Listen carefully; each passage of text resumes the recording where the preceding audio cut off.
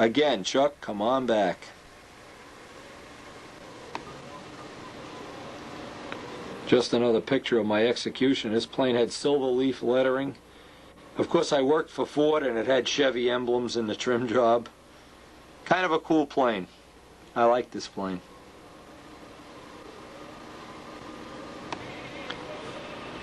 Now, if you like built-up wings, wrapped leading edges, all kind of hard-to-build construction, this is the plane for you. Obviously, we still have plans to this available too. This was published in Model Aviation, and as a spin-off on Billy Werwich's USA 1, this is the USSR 1.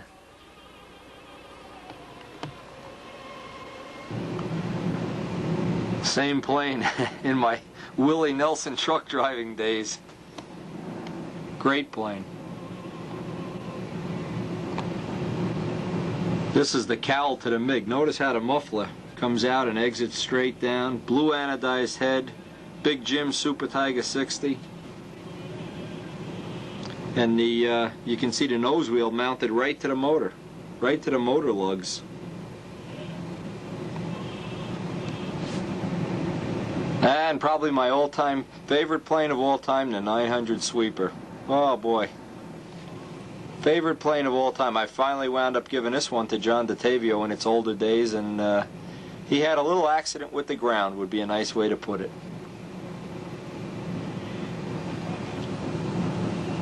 And by now you should have your VCR tracking, everything tracking, your Love Life tracking. And we're pretty much going to just show you the scoops on this, how nice the scoops worked out. This is the bottom of the MiG. Anyway, let's get on with the video. Let's get down to the shop. And let's do some work. That's what this hobby is all about. Work, work, work, work, work. Now, one of the things on today's agenda is going to be to get at least 4 or 5 coats of dope on these flaps and get them tissued. We haven't tissued the flaps yet. And I want to mention a couple of things about building up a substraight. Substraight means everything underneath the silver paint.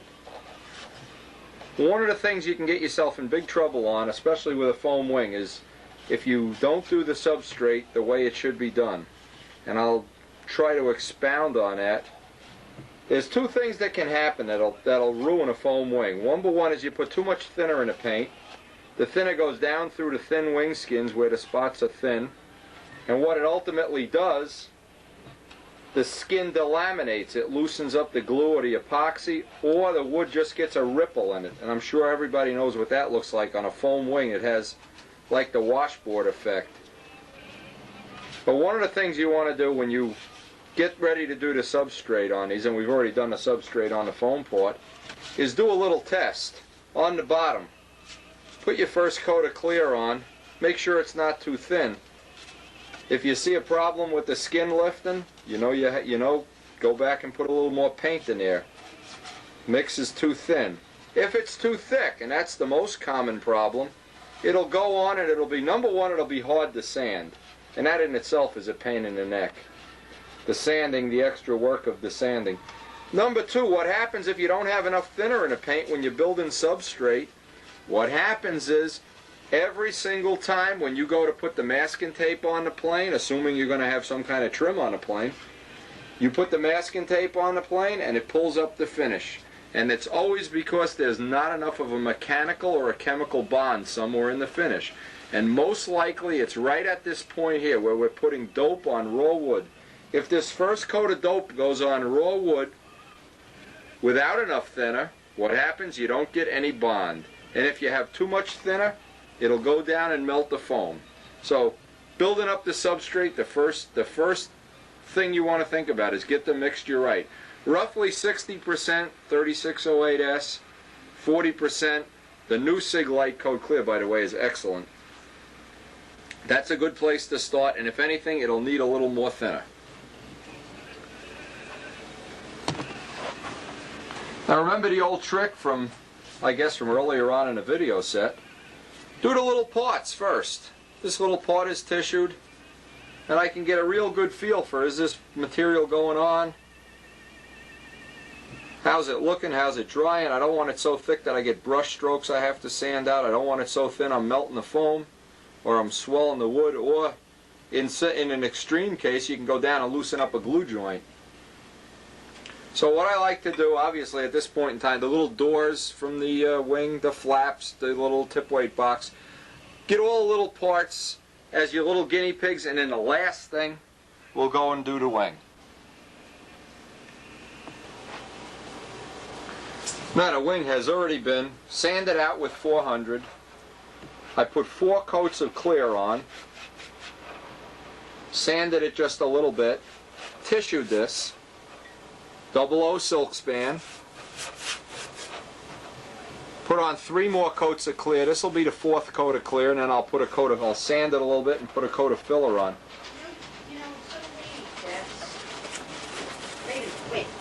Now, if we lived in an ideal world, and you could wait long enough between coats, I would guess 24 hours between coats would be just about perfect. But that's not possible all the time. In this case, we put on 3 coats, 1 early in the morning, 1 around 12 o'clock, and 1 it's around 5 o'clock now. And that seems about right. We'll put this is the 4th one, and then we're going to go home for the night. That'll be it for tonight. Come back tomorrow. The next day, obviously, if you could let this sit and dry for a week, the longer the better. The longer you let it dry, the easier it'll sand.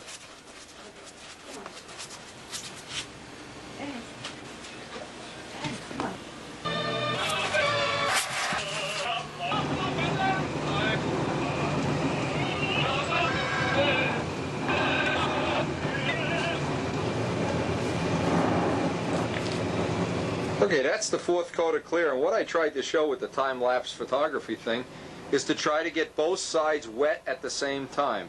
Don't dilly-dally, get the whole thing doped and put it aside to dry.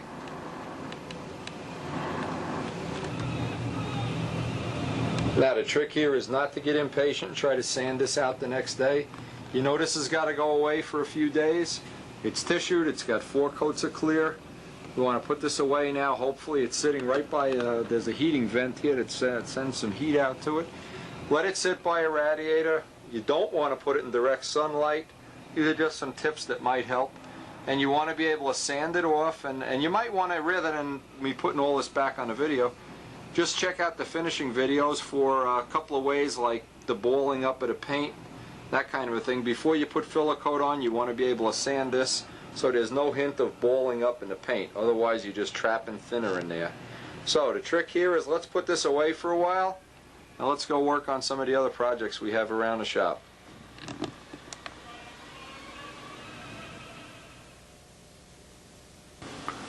Alright, we're working with our little parts here. And one of the ways you know if you have just enough substrate is you'll just get just the least little bit of shine. And I'm just trying to get a reflection off the light. This is called candling. And when you see, geez, it's just a little shiny. Not a lot. Not a high gloss type of thing. Just starting to get shiny. Now you know you have enough clear on here. And now you can go ahead and get ready to do your filler. But obviously this would get sanded out. This is just a test to tell you that you have enough clear on here. And then you want to get mixing up the filler coat.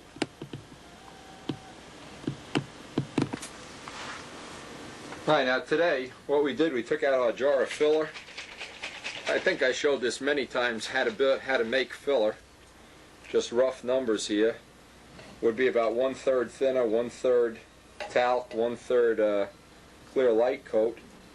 And then you let it sit in the jar for 5 minutes.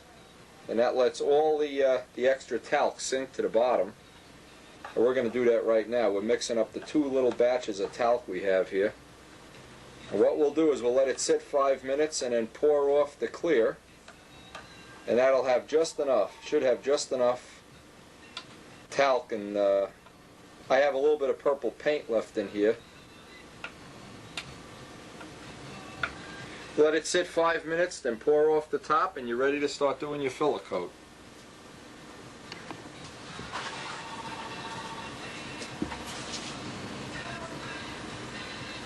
Okay, now I like to put on a coat of filler in the morning.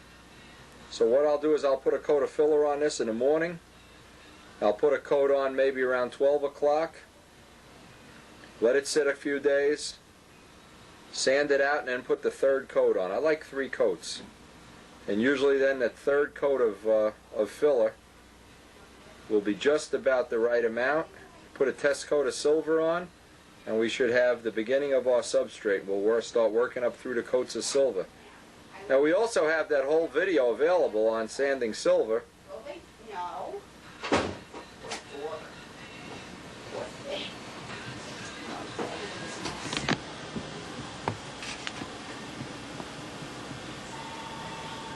Okay, this has 2 coats on. Now we're going to put this aside to dry till this afternoon. And we'll do all the little parts and bring this up to the point where we're ready. And then we'll sand the wing out and get ready to put some filler on the wing.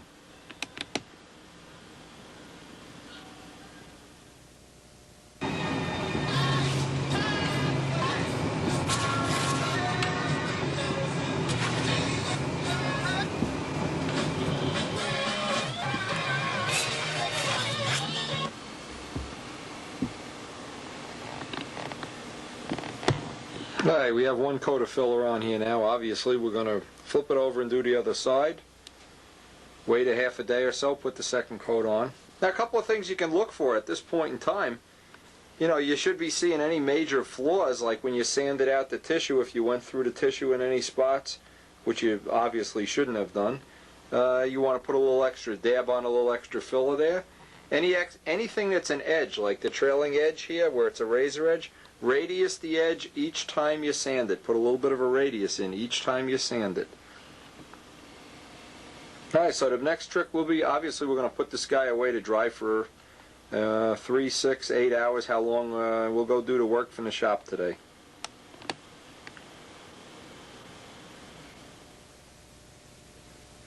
Now this looks like it's ready for the second coat.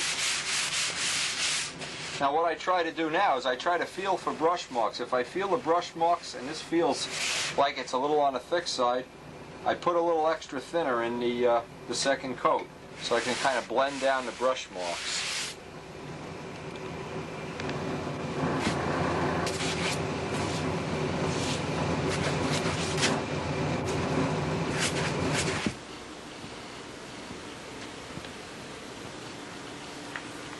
Now this is a good time to take a close look at the filler. Now it looks just about right now. Now we've done a little bit of fine tuning on the filler. You should just not be able to feel a brush stroke.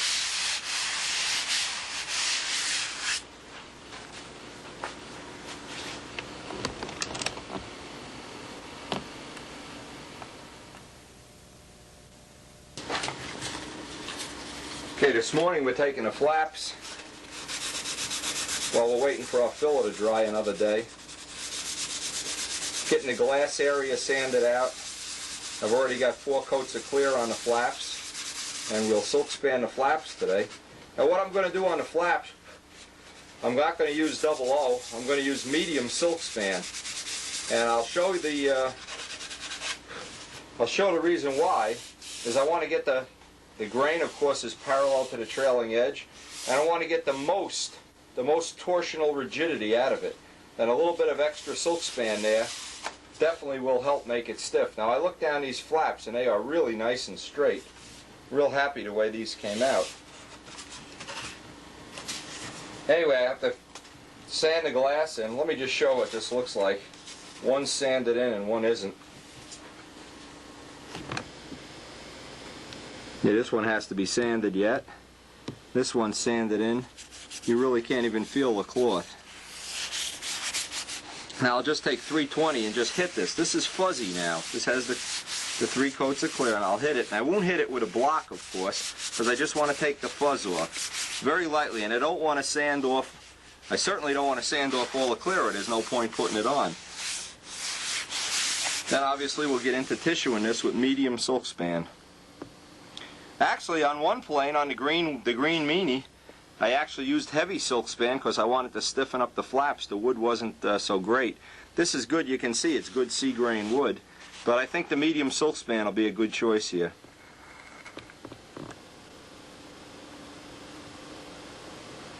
Okay, this is the weight of silk span we're going to use. ST002, which I call medium grade. It's not 00. You obviously can buy it from SIG or whatever.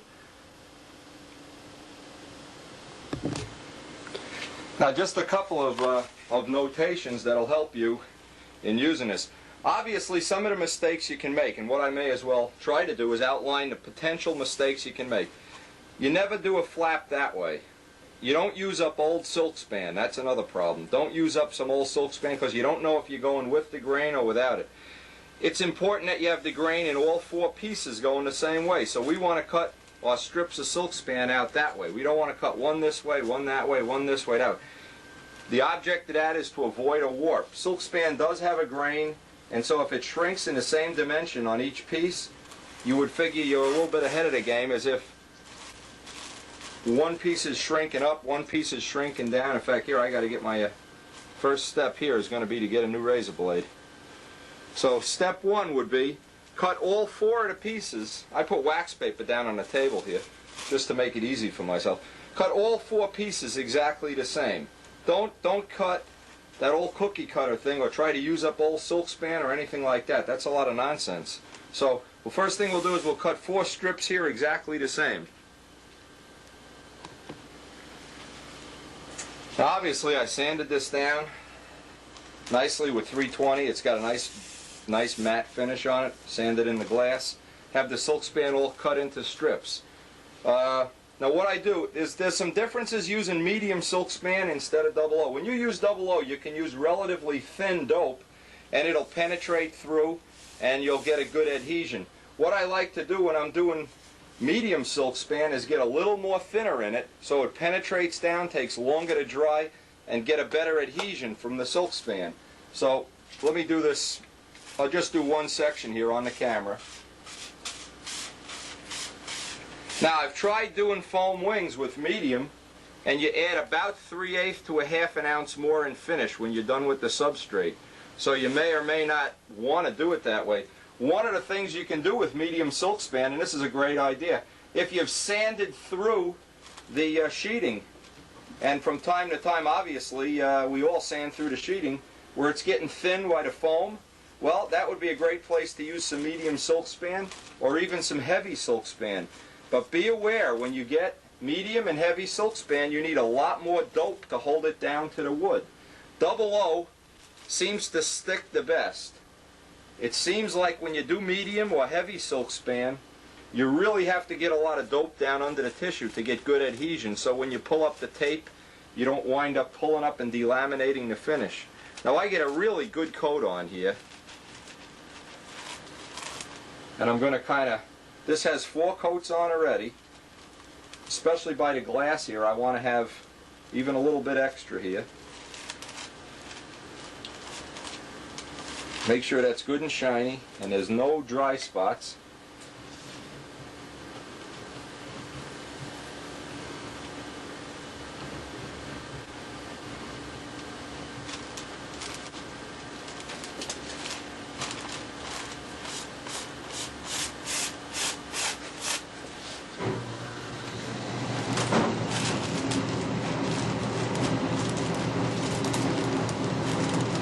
Remember, the thing you're trying to build when you build a flap is torsional rigidity.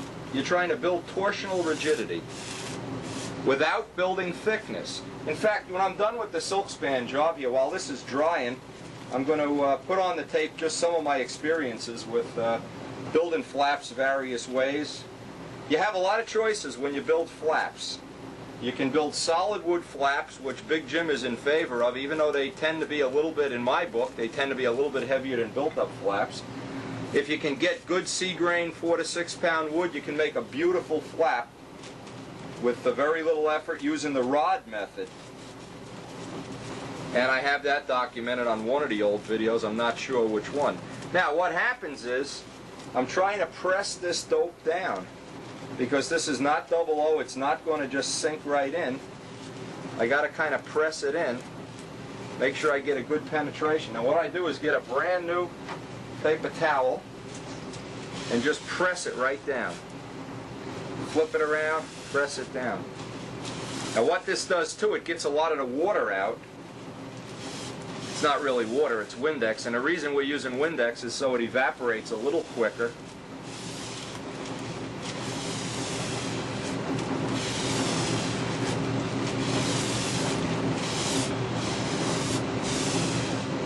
Okay, and obviously then we like to get, remember the old trick, we want to get this silk span on one side, flip it over as quickly as possible and do the other side.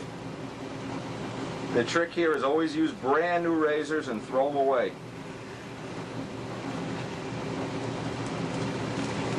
Now Midgley gave me this great little scalpel blades, but he never gave me the handle. So I got to kind of do this. The scalpel blades work great, by the way. And we just get rid of that wax paper for now.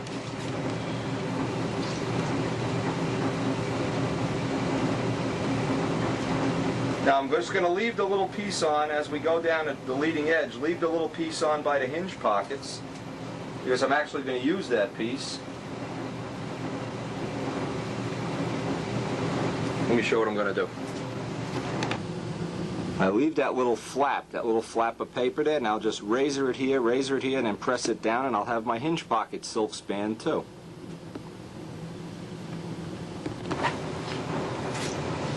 Now what I just said is just razor down those corners.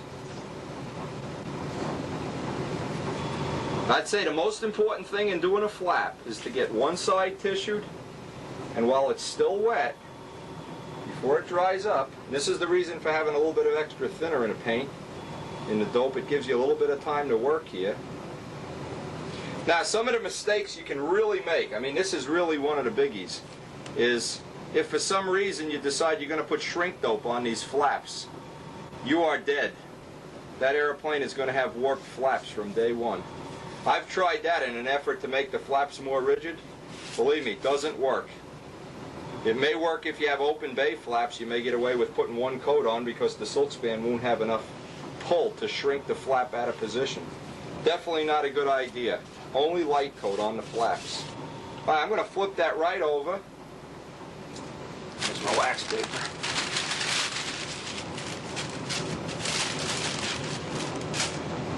Flip it over and do the other side right away. In fact, we could do the other side off camera. What am I talking about? Save some tape this way. Obviously, just do the one right after the other. That's the trick.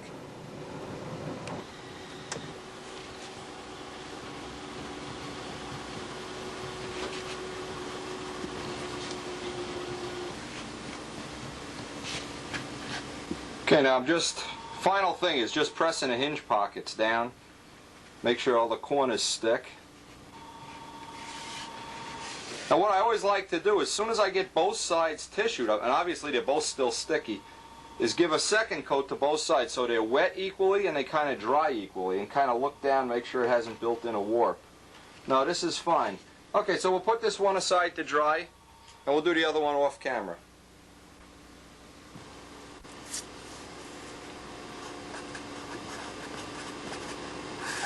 This might be a good time to take a few minutes out and think about flaps. Now, you know, in the course of building 100 or plus more stunt ships and making flaps almost every possible way you could make them, I've come to a couple of conclusions, and I'd just like to share what amounts to be the experience of my lifetime with flap design. Number one, I guess if we all go back to the beginning, we have the solid wood flap of a Nobler. Now we all know that was made out of 1/4-inch wood. It was solid wood. Usually it had 3 30-second horns, but it was a very good way to build small flaps for small airplanes. Nobler size airplanes, they were fine. What's happened though over the years is airplanes have gotten bigger and bigger, and a PM, for instance, uses 3.5-inch, so we'll just make this a little bit longer. They're still 1/4-inch wood. Still works very well. However, the tweener, the plane we're making now, the flaps are 3/8. If we were to make the flaps out of 3/8, and if almost 4 inches at the root, in my book they'd just be too heavy. Now Jim doesn't think so, but I do. Now that's why we've made the flaps the way we have with built-up geodetic construction. Now there's also foam flaps, and I remember Lou Dudka would make foam flaps that had sheeting, leading and trailing edges, caps, all kind. One of the downsides of doing foam flaps is they usually get too thick. I don't like to have foam flaps, and as many planes I've taken the foam flaps off, and this typically would be about 3/8 of an inch. I've taken off the foam flaps and put on 1/4 inch solid wood flaps, and the plane has flown much better. Now I think some of the reason for that is when you have foam, first off, it's not as rigid. Certainly nowhere near as rigid as solid wood. I've never seen them as rigid anyway. But there are a couple other considerations. Now another consideration of flaps is the torsional rigidity. If you look back at Relentless, I made the flaps pretty similar to the way they're done on a, I guess you could go look at a Juno plan. This would be a 1/4 inch core and then 1/8 inch ribs. And this was very rigid.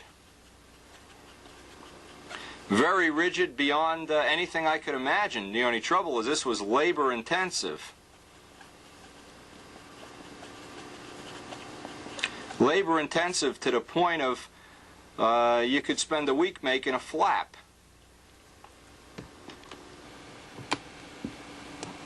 Now this is the flaps on Relentless. This is Relentless, of course, a big picture I have hanging in the shop. This was a foam wing, and the tail, the whole tail in fact, and the flaps were made this way, similar to a Juno. And this was so labor intensive as to almost be, you know, not productive. Now, what I did with Relentless, though, is I built a twin plane to it that had flat flaps. And the one with the flat flaps flew, if not as good, very close to being as good, and the amount of work that went into it was minimum. So there isn't much of a performance gain from having built-up flaps like this, but they really do look sexy. You have to admit that does look sexy. Now, if you were following the 1992 series of tapes, you'll know we took the 92 Cardinal, and it was 54 ounces, and it flew basically with flaps that were 3 inches to 1 inch, pretty much like smaller than what would normally be a PM type of flap. And down the road, what we did, after the plane had gained the weight of the repair, we basically did this to the flaps, added a piece 3/8 of an inch. So this was now 3 3/8, I believe, and this was 1 3/8. It may have been a little different, but we added the area in the back of the flap. Now, something to keep in mind, if you tend to build heavier and heavier and heavier, if you build heavy, make the flaps bigger. Now, I mean, I don't go crazy here, but if you're building a Magnum and you know it's going to come out at 70 ounces, add a 1/4 inch to the flaps for sure. I mean, don't even fool yourself. There's another thing to keep in mind. Anytime the flap this dimension gets more than 3 inches, you definitely want 1/8 inch horns. Now check this out for yourself. If you have a 3/32 horn here and a 3 inch leverage arm, you basically have a rubber band in the middle here. There's no way this is going to be rigid enough. So my suggestion, when flaps get bigger than 3 inches, 1/8 inch horn. When planes get heavy, add a little bit to the back of the flap. A 1/4 inch is a typical good number. It's not going to change the aerodynamics that much. Now, another thing you can do, if you have a 1-to-1 control system, let's just take a typical Pro Stunt 1-to-1 control system. Okay, this arm is 3/4, this arm is 3/4. I've built many planes where this arm goes down to a variable slider. If you go back to 1984, 1985, in fact, the 1987 plane has hatches in the back. The 1992 plane has hatches. Have these variable controls. Now, the only thing I've found that variable controls are real good on, if you have a very light plane. If the plane is super light, you can use a little bit less flap to get the corner. Now, the reason is light planes generally, general rule of thumb, don't have as good a corner as a plane that's built either to the right weight or a little bit heavy. They don't generate enough line tension to put a fantastic corner in. And for sure, if you want to go back and look at planes that I know that I always thought had great corners, and Walker's is one of them, and certainly Gene Schaefer's, and going down that way, they were always a little bit heavy, and they always had 1-to-1 controls. Now, when you build a plane below the the weight that normally would be acceptable, then what you want to do is pull out a little bit of the flap control so that you can get your corner back. So if you're building normal or heavy planes, I wouldn't think that you needed or there was even any reason to put this into the plane. If you're building super light, you might want a little bit less flap, and it might be a good choice. Now here's the little hatch underneath on the red plane, Tradition. Here's the little hatch right underneath that you access in to get the controls to make them more than 1-to-1, less than 1-to-1. But because this is a normal weight plane, normal, it's I wish it was normal, it's heavy. Because it's heavy, it flies best at 1-to-1. Now one of the experiments I did to the green plane, I made the controls less than 1-to-1 so that I had a lot more elevator than flap, and that didn't work well at all. That was terrible. This plane, being over 70 ounces, really needed all the flap it could get, and that was not a good, and that's been documented on one of the videos, I don't remember which one, but less than 1-to-1 flap on a PM was definitely not the way to go. Now I did an interesting thing on the Red Baron, and this is going back a couple of years when I was flying them. I have a tremendous amount of slop built into this plane, and what I did is I replaced the bushing at the tail horn. I replaced the bushing so I had no slop, a little bit of slop, and a lot of slop, which in effect gave me more elevator or less elevator. And what always happened, the old Red Baron always flew best at exactly 1-to-1. That's where it was always the best. And the number one ship, the new ship, of course, just has plain old 1-to-1 controls with the variable bushing up at the flap horn. I think that's the way I'll be going on most planes in the future. Now, one of the things I remember doing on the 900 sweeper, and this was way back in 1981, 82. This was a BJ design, a Big Jim design. I was real happy, by the way. This was definitely one of my best flying planes. And what I did is, it did not fly well in the wind. It flew really super when the air was nice. When it got windy, it was terrible. And what I did was I took out the 3/32 horns, and back then I didn't really know about 1/8" horns. We were all learning about 1/8" horns and how important they were. I took them out and put in 1/8" horns.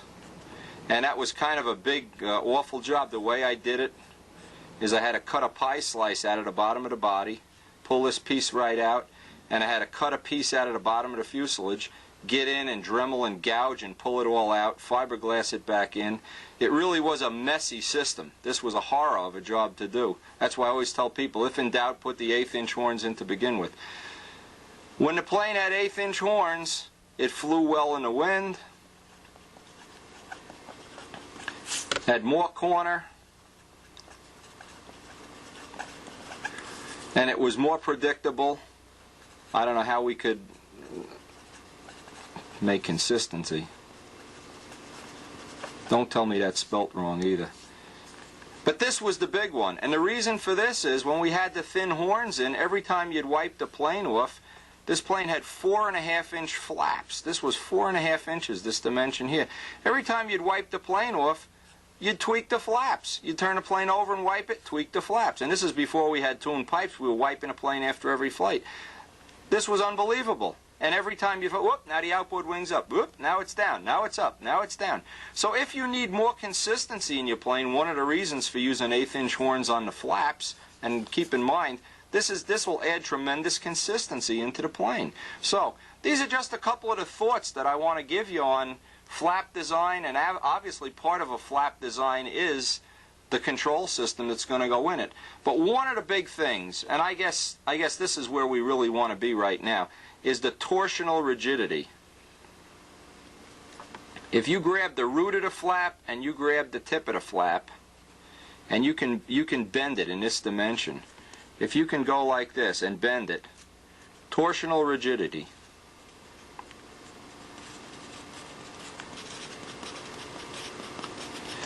Now, one of the things you get, these flaps that I made, the Juno type of flap, super, super rigid. But like I said, very hard to build. Solid wood seems okay, not great. The geodetic flaps, any kind of geodetic structure, because it's triangulation gives you the maximum strength. You get strength anytime you can make an engineering shape a triangle instead of a square. When you do normal rib flaps, you have squares. The geometry is all square, and the corner-to-corner rigidity is missing. What you always want to do if you build a box structure is somehow connect the corners. Look at free flights, look at Wakefields, how they build their wings. But this is the best, and this is the flaps we've just built, so we're right back to where we started. But this is the best flap, most rigid, that you can possibly have. But if you build this flap and put a 3/32 horn on it, you may as well make the flap out of rubber. There's no point in building a rigid flap if the horn is rubber. And this is one of the things going way back when, and I'll give him credit, my arch enemy, arch friend, whatever you want to call him, Lou Dudka and I fought it out at local contests for years and years and years. Lou cut a lot of wings for me. He did a lot of good things for me. But one of the things Lou always was conscious of was rigid flaps. And he used to make flaps, foam flaps, solid flaps, all different kind of ways, trying to make the flaps rigid. And I'll give him some of the credit on this video for coming up with some of the technology that we use now on the flaps, especially the foam ones. The other thing you want to be absolutely sure of, no matter how you make a flap, if this is the flap, the grain runs parallel to the trailing edge, not the hinge line. Even if you build a nobler flap, and biggest thing of all, C grain. Even if it's the heaviest piece of wood in your toolbox or in your house, use the C grain wood at all costs. Now this is just one of the planes. This is the 82 plane. This is one of the planes that I originally built up, had built up flaps for, cut them off. I had 3/8 built up flaps, ripped them off and put solid 1/4 inch flaps on, and it flew much better with the solid 1/4 inch flaps. And I remember Al Rabe used to write articles about how the flaps should always be as thin as possible. I certainly believe in that. You should never have the flaps any thicker than they have to be. Okay, and we'll close this discussion out with one final thought. I remember Lou McFarland, many of his sharks, the flaps were cut right about in the middle of the wing or further out. I remember some of Gieske Noblers that Gieske had cut the flaps so that the last 3 or 4 inches became a little trim tab. Kazi Minato did that. I think Randy Smith on some of his SB11s, the last inch or 2 or 3 inches of flap is on a little ball link. But my feeling is, and this is just my, my overall feeling, having built planes all different ways, is the flaps should always go to full length of the wing. And from having looked at the planes that I think fly real well, among them Walkers, having the plane, the flaps go all the way out to the end of the wing, I think that's a significant improvement.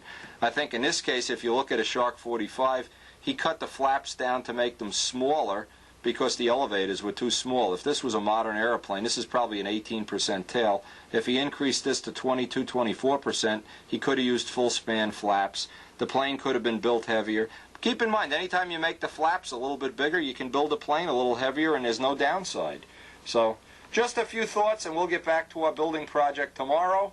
And I just hope these thoughts on flaps will help you formulate your program for the future.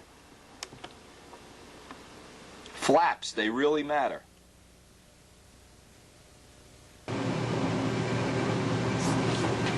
Okay, today what we want to try to do, get a little feel for how this is drying up. Get some 320 gray paper out. Again, we'll use our little parts for a test. This, of course, is a test to see how to, since we've put all this filler on at the same time, we can take a piece of 320 out and just get a little feel for if this is going to have to dry for another day.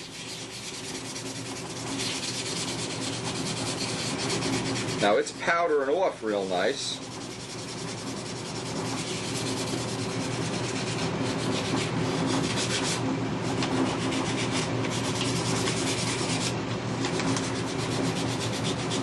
Remember the discussion we had earlier on in the 92 set of videos about how much filler to sand off? I believe it's tape 26 if anybody needs to look at it from the 92 series. How much to sand off, how much to leave on? That's the critical thing.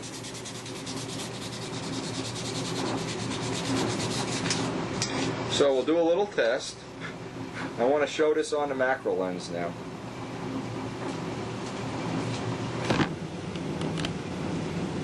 And this is our Fillercoat. This is just what she would look like, okay? I want to go down to our box. This is what I just sanded on the camera. Of course, now she's nice and smooth, and this is about how much filler I want to leave on. Remember that old trick? I don't want to go back down to bare wood. That wouldn't do much good. It's nice and smooth, and the way I'm telling now, if it's dry long enough, this has been dry three or 4 days, I don't remember, is there's no little chewing gum bally things in the sandpaper. When there's little chewing gum bally things in the sandpaper, you know, you have to let the paint dry longer, or you know you didn't put enough thinner in the paint, or you put the paint on too quickly. You put one coat on, an hour later put another coat on, an hour later, for sure you're going to get it's going to turn into chewing gum. Now these little parts still have to be sanded, of course. And obviously we're not going to spend the whole time to sand this on camera, but we are ready to, this tells me we're ready to sand the wing. We're pretty much ready to go sand the wing. Everything is dried up nicely. 3 to 4 days is a good amount of time if you can wait. 2 days might be the minimum amount. And like I said before, one coat of dope in the morning, one in the afternoon, one in the evening. Or if you work a 9 to 5 job, put one on before you go to work, put one on when you come home. Skip breakfast once in a while. You're overweight anyway.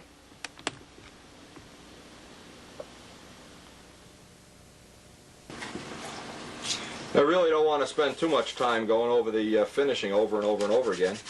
We do have tapes if somebody needs to look at them, and I believe it's tape 26 on building up a good substrate. I'll really keep this to a minimum. This part now is ready to spray on a coat of clear or brush on a coat, depending on how much you really want to leave on. And then we'll put our test coat of silver on. Same thing, I'm always using the little parts as a test before I actually go and sand the wing. I'll sand the wing and the rest of the parts and do all this off camera to save some time. But that finish is coming out just about as nice as we could possibly expect right now.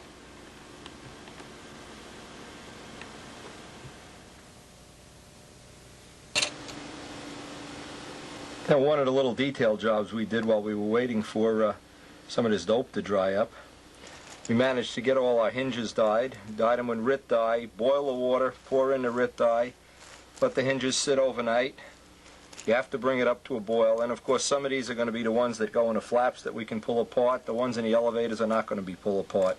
So we have enough here to do a plane, or actually enough to do 2 planes. And that'll be the end of these hinges. Anybody out there that has any IM hinges they're willing to spare, I'll take them, baby. This is about the end of my IM hinge supply. Also, while we were doing that, and I just want to mention this, one of the little details that I don't like to see a big white zip tie around a black tune pipe. So what I did is I dyed up 1,000 zip ties here. I went out and bought them wholesale. And let me tell you something about zip ties in case you don't understand. There's 2 different kind of zip ties. There's ones that are heat resistant, and they sell for about 10 times the price of the normal plastic ones that you buy in a 5 and 10 cent store. Usually the ones you buy in the automotive store are okay too. Any ones that are a penny a piece, you know they're going to break. And I always would recommend putting 2 zip ties on the main thing that holds the pipe in if that's what you're going to do. So this is just one tip. You can dye your hinges, you can dye the zip ties, a couple little detail things. Also, another thing, in case you don't know it, the props, what's the name, ASP props, you can put in dye and make them black too. Or obviously any color to match the plane. Just another little trick you can pick up off the video. Alright, the dope is drying now. And what we did last night, it was late last night, we got in here, sanded out the wing and all the little detail parts and sprayed on a coat of clear. So what I want to do now is I want to sand this out one more time. It looked a little rough last night. And a way you can tell if it needs another coat, you can feel a little dots of tissue coming through. That usually means it needs one more sanding and one more coat. But to build up the substrate up to before you put the first coat of silver on. So we're going to try to get that done today too.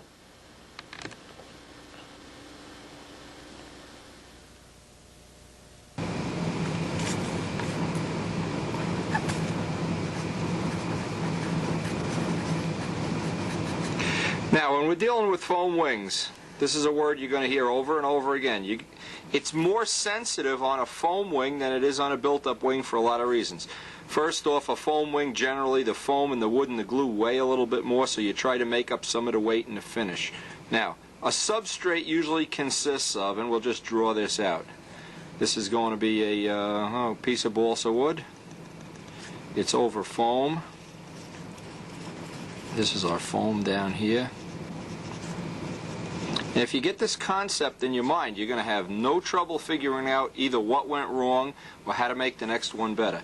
Step one is the wood has to be perfectly flat, sanded flat, with 400, 320, whatever, block sanded flat.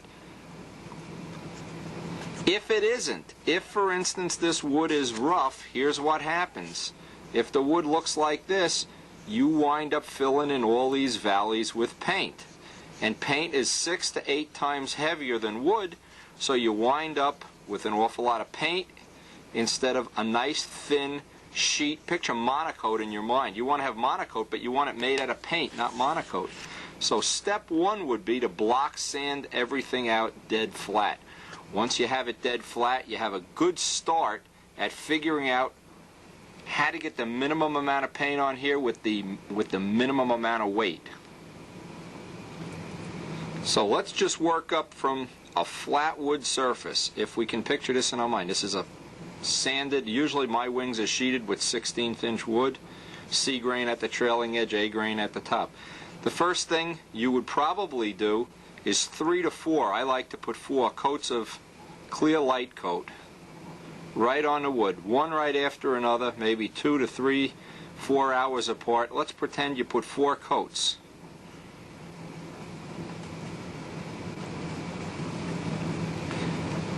That's 50% light coat, 50% V3608S thinner. You get 4 coats on it. At the end of the 4 coats, you don't really have to sand between coats. At the end of the 4th coat, you want that to kind of dry overnight if possible, and then take some 400 sandpaper or 320 and just block sand it flat again. Here's what happens. When you wet the wood with thinner or paint, the wood that's normally nice and flat now swells in spots, and it changes when it dries down. And you'll see when you take flat wood and wet it down, all of a sudden it, like a door on a house, it goes okay, and now as it dries up it goes back into position. Well, after the 4 coats and before the tissue, you want to kind of block sand it back down. And what I say here is block sand, fuzz off. You don't sand, you'll raise the hairs of the wood and whatnot. You want to get it back down to being smooth. Now you want to put the tissue on. Let's assume this is 00 tissue. You want to have a layer of tissue, and I've done some of that on the video so you can see roughly what's involved in that. And from the tissue up, you'd like to get on, this is just, now these are just rough numbers, you'd like to get on 4 more coats of clear. That usually does it. And you want to do the same thing. You want to, now the thing has gone back and gotten, it's a little bit better, but it still has ripples in it. So you want to sand with 320. Remember, this is the finish that normally would go on a foam wing. Now at this point here, you might want to make 60% thinner. You might want to add a little thinner so you don't get brush strokes. That's perfectly okay. It doesn't matter how you do this, in how many layers. What matters is you don't make the dope any thicker ever than 50-50, or you will not get good chemical adhesion. And you don't really want to make it any thinner than 2 to 1. 2 thinner and 1 dope. Any thinner than that, and the thinner goes down in and loosens up all the glue joints and swells the wood and whatever. You want to stay between, somewhere between 50 and 100% thinner, and you'll be safe. You'll be in a safe area. Once you sand that with 320, then what I like to do, and now you have to make a decision based on how your filler coat is. I like to put on 3 coats of filler. But remember, by looking at the video, I sand most off.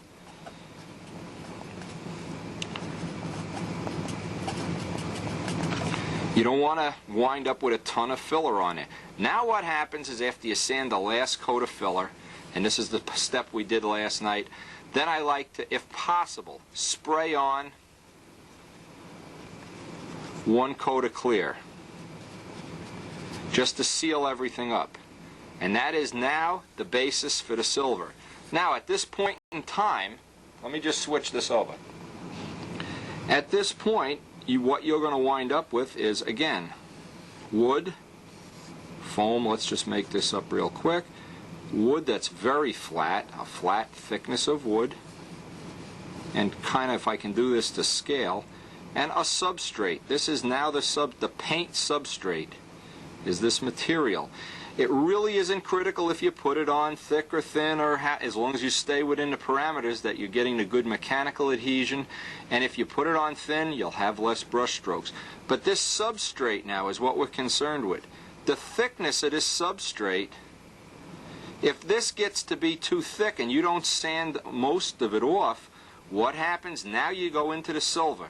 You spray on the first coat of silver, and that's a thin coat just to find mistakes. And you go and see if you have dry spots. If you have dry spots, obviously you spray on another coat of clear, another coat of silver. So what you're in effect doing is using these coats of silver to not only to pick out the bad spots and block sand them back down, but to get one thin layer over the substrate. The silver is not part of the substrate. Silver is actually part of the finish. But to get the substrate as thin and smooth as possible, and now when we start with the silver, what we're going to start doing is we're going to start wet sanding with Sikkim 600 and 600 paper. And that's how we build up the silver. In possibly 2 or 3 layers of silver, we build it up into, the first thing would be the substrate, and then we'll have the thin coats of silver all sanded down. And we just get the silver, the minimum amount, it's exactly how we want it, and we've just covered up the last little bit of dry spot. We then have the substrate, the silver, the wood, and the foam. And this is the base now. This is the base for all your finishing. You'll have a foam, wood, substrate, and silver. And this finish here will be absolutely flat, glossy, candlelit. You could buff this out. This is a perfect finish. And by doing it this way, you know you'll always have the minimum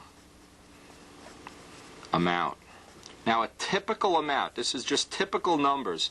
If you have a 750 square inch wing, it's in raw wood. These are the numbers that I typically accept as being good. 14 ounces in raw wood. After you have the silver on, 16 ounces. Those are good numbers. They're doable. They're not some crazy numbers you read in a magazine that nobody else can duplicate. These are doable numbers you can do over and over and over again with a foam wing, a 750-inch square wing. What it means is if you get to 17 or 18, try to save some weight somewhere else on the plane. But these are legitimate good weights. They're weights that'll help you get a realistic airplane. They're not going to give you the world's super lightest airplane. You're not going to be Billy Werwidge with those weights. Those are good weights. And remember the old thing. If you have a foam wing, I like to just, this is the last time I'll draw this out. This is the foam and the wood and the glue.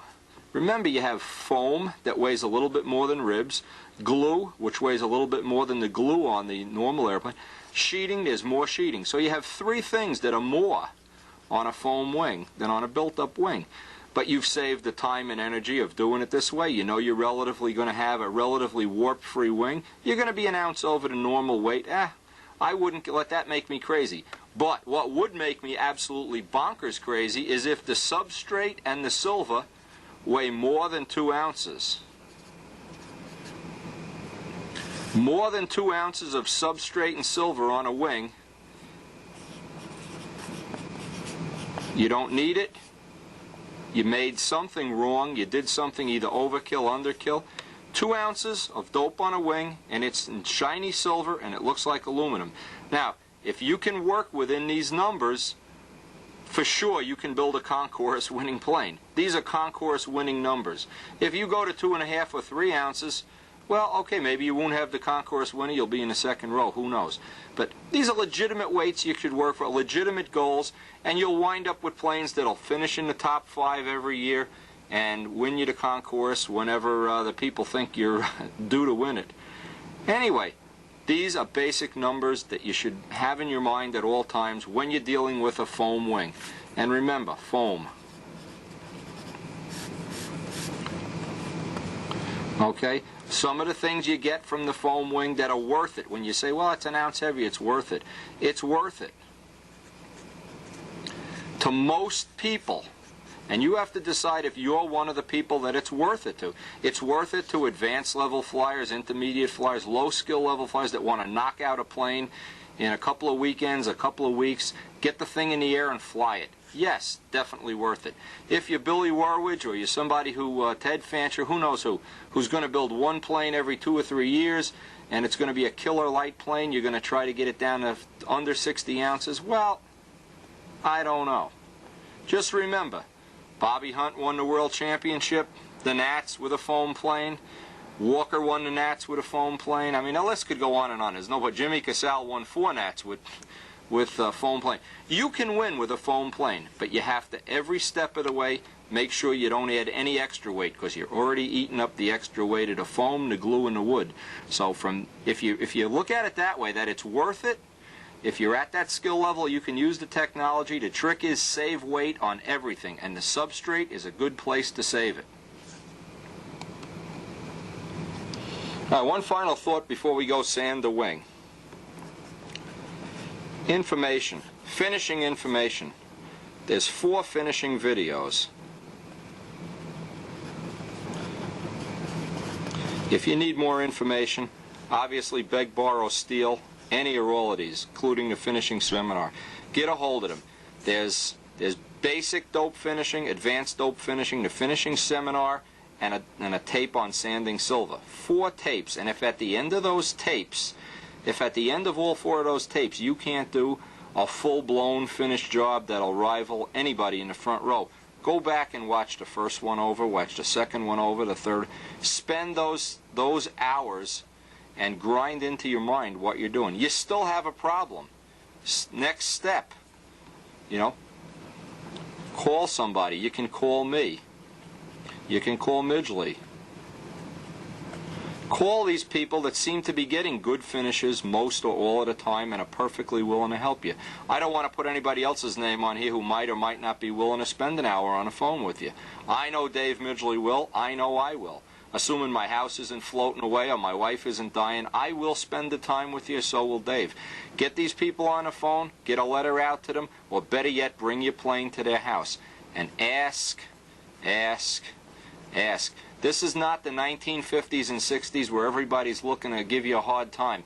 All the information is available. Read Bobby Hunt's stunt column, any columns you can get about finishing, Frank McMillan's, some of Fancher's old columns, Winpaul's old columns, my old columns. Columns. Get every one you possibly can get your hands on. Read it. Memorize it.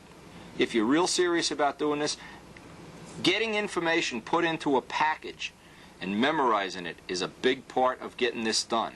It's not only sandpaper, it's getting all the latest information on there. There's one other thing you want to do. Okay, and I'm going to write this word in a word. This is a word you have to watch out for. Out in the world, there's a thing called nonsense. And nonsense is you're trying to paint planes with house paint. These are words I don't like to see anywhere in finishing. Anything with the word enamel. Anything with the word epoxy. Anything with the word polyurethane. All these are things that I would question that you can do the kind of finish that'll suit your needs the best. You can do the best finish with SIG dope and acrylic lacquer colors. This is absolutely the way to go. This is the way Billy Warwidge gets his planes super light. It's the way I get the ones in my fleet that are super light, is to do the majority of the finishing with SIG dope, SIG silver, acrylic colors, and either acrylic clear, 390S, 380S, I'm sorry, or SIG light coat clear. But if you look at any of these products, I would say buyer beware. You are really running into a high risk, high weight, oh my God, the whole thing could go down the toilet finishes, or Aerogloss. Give the AeroGloss to somebody who needs to kill weeds in their garden. AeroGloss belongs in with the gardening supplies, not with the finishing supplies. And best is still Sig Dope. Any of my planes that are super light, the 54-ounce plane from last year, majority to finish was Sig Dope. And if you're going to do foam, it's even more important because, again, we got that word foam. It's real important with foam to save weight. So if you do a foam plane and it's already too heavy and then you go and put on some epoxy, some enamel, oh my God, and don't sand most of it off, oh my God, this is what you're going to be at the end of that finishing thing. You're going to be a sad puppy. Don't get too creative here. This is not a great idea. On foam wings, best Sig Dope. That's my best sermon for the day, and we're going to get back to building. And I hope this information, you take it to heart, but most of all, I hope you use it.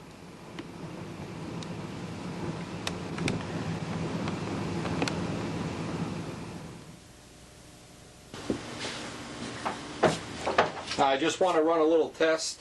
Obviously, this is sanded out, just like the diagram I just drew. I want to get a little look at what this looks like in silver.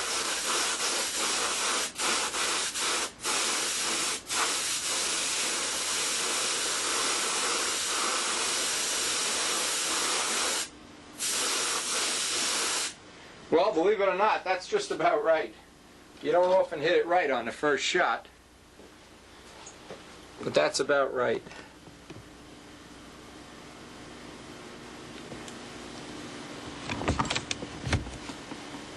See if we can get kind of a focus on just about what that looks like. That's about what the first coat of silver should look like. Now obviously tomorrow, the next day, we'll shoot everything silver today, and we'll come back in tomorrow and wet sand this down with the 600. But that's about right there. That's real close.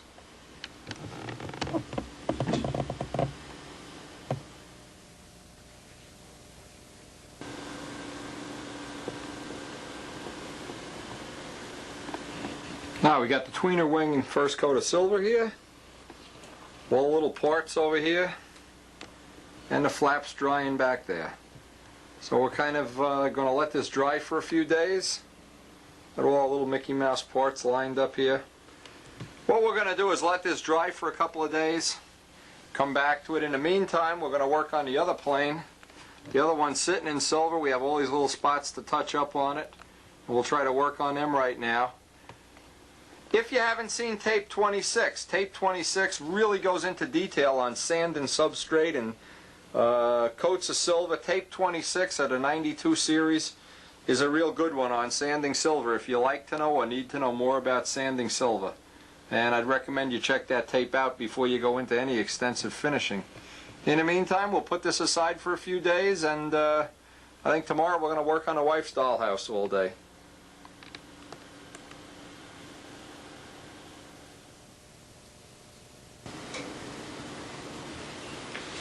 Okay, now you can see our silver wing had a couple of days to dry. It dried up real nice, in fact. Now, at this point in time, we got to answer the phone. Well, just another fun phone call. Back to work. Okay, we're going to look at the wing right now, and we want to get an idea of where we stand as far as the substrate goes. And I'm going to do it on a macro lens. I'm going to look up close. From this point on, there'll be no dry sanding. All the sanding will be done with Sikkim's M600 and 600 sandpaper from this point on. And we'll try to take a close look at this now. Now, one of the things this looks like to me, it looks like this could have used one more coat of filler if we really want it to be fussy. But that's not a problem, because now, the whole reason for doing it this way, the whole idea is, now you don't have to worry. If you need more filler, we can just put one more coat of silver on and sand it off. Use the silver for filler. When you have too much paint on, then you're in big trouble. Now you don't know how much to take off. So let's take a close look at this on a macro lens and get some idea of where we are. Now you can see, we can still see the grain coming through. But remember what we're trying to do here, because this is a foam wing, we're trying to get that minimum amount of paint on. And we'll succeed. Now see right here, you can see some grain right in here. When you see that grain now, you know when we sand this coat of silver out, we might have to put 2 coats or 3 coats on this. Who knows? It doesn't matter how many coats of silver you have to put on and sand off, because you want to wind up when you just have the 1 coat on and it's perfect. You don't want to have all the paint on and in the middle of the filler coat it's perfect. Then by the time you put the silver on, you'll have too much paint. Now the material we're going to be using to do this sand out is Sikkim's M600. This is a degreasing agent. It's like, if you haven't seen tape, I think it's 26, the sanding out of the silver from last year's set of tapes. That's a good one if you want to go into more detail here. We're also going to be using 600 sandpaper. Now I've bought 4 or 5 or 6 different brands of 600 wet and dry sandpaper. Well, obviously it has to be wet and dry paper. I haven't found a tremendous amount of difference between the brands. The 3M seems to be the best. Norton is probably just as good. And some of the no-name brands, maybe they are, maybe they aren't. They're a couple of cents a sheet cheaper. Typically in the New York area, a sleeve of 600 paper is about $50. It may be $44 if you can get a discount or get it wholesale or whatever, but you're looking at, that's enough to probably keep you in sandpaper for the rest of your life. You need about 2 or 3 sheets of 600 to sand out all the silver on an airplane. You don't need a tremendous amount. So, we looked at this. We're going to go look at some of the other parts and just get an idea now for our first coat of silver before we block sand it out, what it is we're actually looking for. Now you want to remember this stuff, if you don't have calluses on your hands or rough skin or whatever, it may destroy your nice little pretty fingernails. But the trick is, put some in a Windex bottle. That's the easiest way to dispense it, the most economical. Don't think the Windex bottle is going to last forever. In fact, this one looks like it's shot. We may have to go get another Windex bottle today. When it goes, the good thing it went on camera. Now you can see what happens. There's a little seal in a pump, and it doesn't take long, and it goes. So what we have to do now, obviously, is go get another Windex bottle and put the stuff in a Windex bottle. Okay, we have a new Windex bottle now. Now it's good that that happened, because it gives you an idea that these things really do happen. It isn't like you might read in, I don't know, somewhere, and you think, oh my God, these guys never have a problem. These guys never drop anything. Baloney.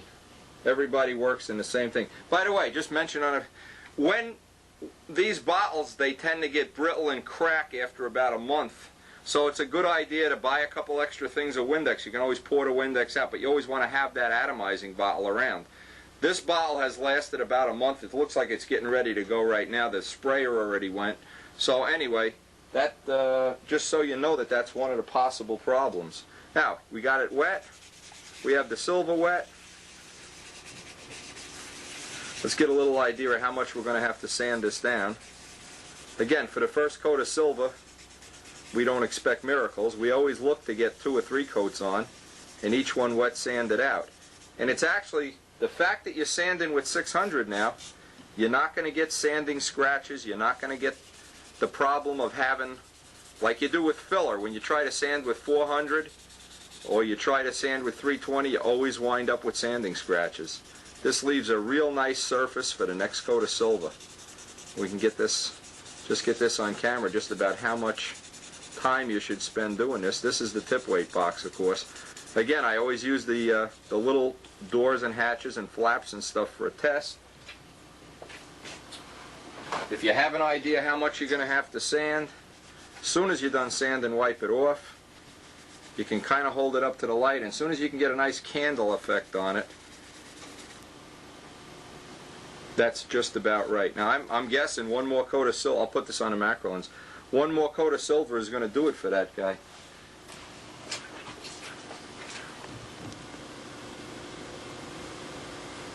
Now you can see how much, you always have to watch the edges. The edges, you can see I've broken through the edge right here. Right here, there's a little bit of a breakthrough on the edge. As soon as you break through, obviously you want to stop. Broke through right here. But that little bit of sanding has gotten me, now I can actually candle this if I hold it up to the light. I'll try to do it. Now let's just see, yeah, now you can see you can reflect the light off it, you can candle it. That's about what you should have. Now I'm hoping 1, maybe 2 more coats of silver are going to be a perfect substrate, and that'll make a perfect base for a finish. Now from this point on, again, why we're doing this, and being ultra careful not to get any extra filler or any extra silver on. Constantly, if you haven't seen tape 26 of course, constantly shake the decanted silver. Just to run a little test here, we did 1 little part, just to get a feel for how much extra material we have on there. Now another thing too, don't think you can run out and weigh this stuff the next day and see how much weight you've built up. If you weigh this right now and you weigh it a week from now, it'll be lighter a week from now, by a significant amount too. So you really have to do this by feel, unless you have a week between spray coats, and obviously most of us don't.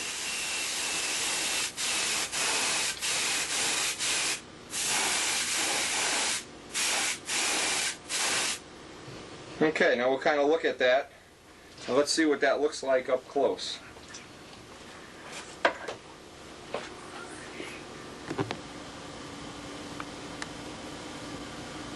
Now you can see the kind of finish we have on our second coat of silver with the macro lens. Just to get an idea, here's a gear door with 2 coats, here's a gear door with 1 coat. You can see the difference. Just to get an idea. Now you see those little bubbles around the bolt holes? Well, the next coat we'll obviously sand them out real lightly and put a 3rd coat on. It looks like this is going to be a 3-coat operation here. But the 3rd coat, number 1, is going to be perfect. That's number 1. And number 2, it's not going to be an operation where you have too much filler, too much clear, too much substrate. Remember, that's substrate. This will absolutely be a minimum substrate, 2 ounces or less for the wing, for all the substrate, right up to the silver. Now another thing, don't think you can substitute Sig Silver here. Midgley found that out. He tried spraying one of his PMs with acrylic lacquer silver. It's useless. It'll add 4 ounces to the plane, and it doesn't show the mistakes like the Sig Silver. The Sig Silver is unique because it uses aluminum paste. It doesn't use flake. It has an aluminum paste that really is efficient at showing up the bad spots. So what we're going to do from this point on, obviously we'll sand the wing out, spray the wing the 2nd coat, and then come back to this in a few days and take a look at what we have.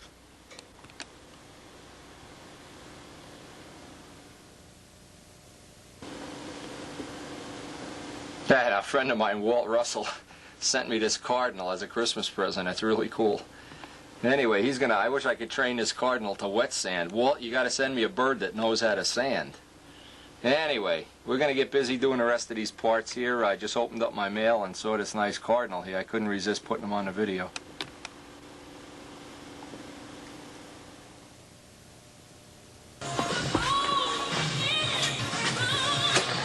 Alright, so for this part of the operation, you may as well just sit down, turn up the stereo or whatever, and have fun sanding, because this is all she wrote. It should take an hour or more to get this coat of silver sanded out. Try not to go through in any spots, but try to get off all the high spots.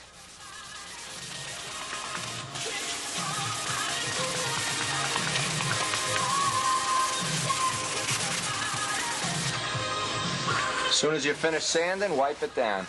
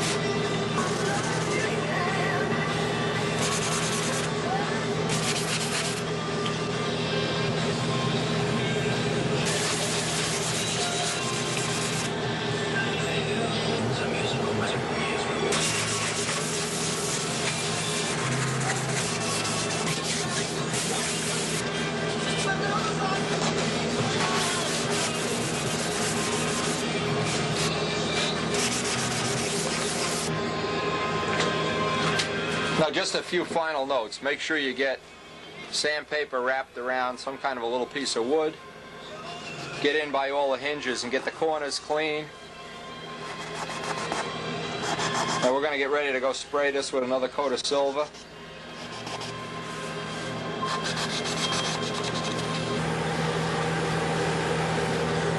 Now we really didn't get to finish this last night.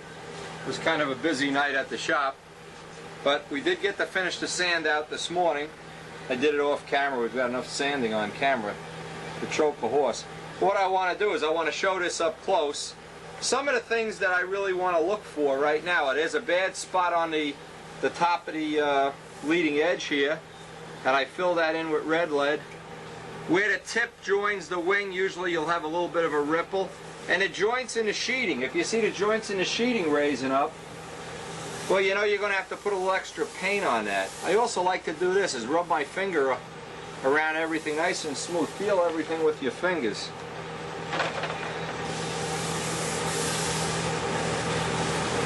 Again, another thing, don't sand the joint in the center where the wing joins.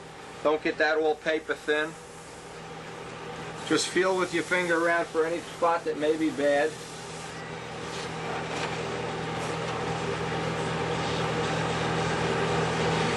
Let me show some of this on a macro lens. Now where you want to look, these are a couple of the spots that typically go bad. Right where the tip joins the wing, you usually get a little bit of a bubble, and you want to just carefully keep block sanding that down. This is a wing skin joint. The joints always seem to come up high, so obviously you want to address that. And as you're painting the plane, when you see a wing skin swell, spray an extra band of silver paint on it. Give you some material to work with. This is that little bubble we had here, and we sanded that down, filled it in with red lead off camera. Right here we have a couple of where the tissue joints, that you can't feel at all. That's sanded in just about the way it should be. But just to give you an idea of what this should look like at this stage in the game, and obviously the next step is we're going to get another coat of silver on here, and then come back and let it dry 2 or 3 more days, and then shoot it again. Or we'll go outside and shoot this right now.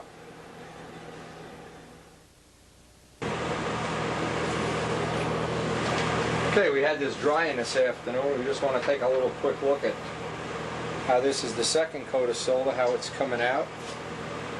And obviously the best way to do this is to candle it. We'll try to look for any imperfections that need to be red-leaded.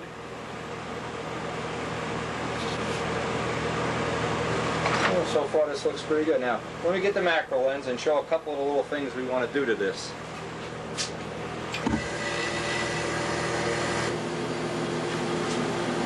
Now notice right down there, you can see there's a little bubble. And what a bubble is where the paint isn't sticking. I'm just going to put a couple of little dots. Actually, this is one of the few that we have. I'll put 100 little dots in it. And what I'm going to do, I want to get the thin CA. Put 1 drop of thin CA on that.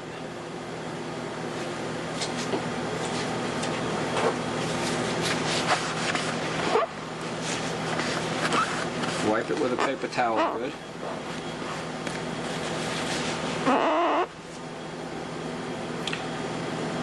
Okay, now we're just going to let that cure out, and when we sand this wing out the next time, it'll be a couple of days before we sand this out again.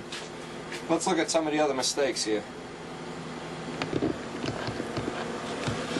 We still have this little gouge here that's been red-leaded in.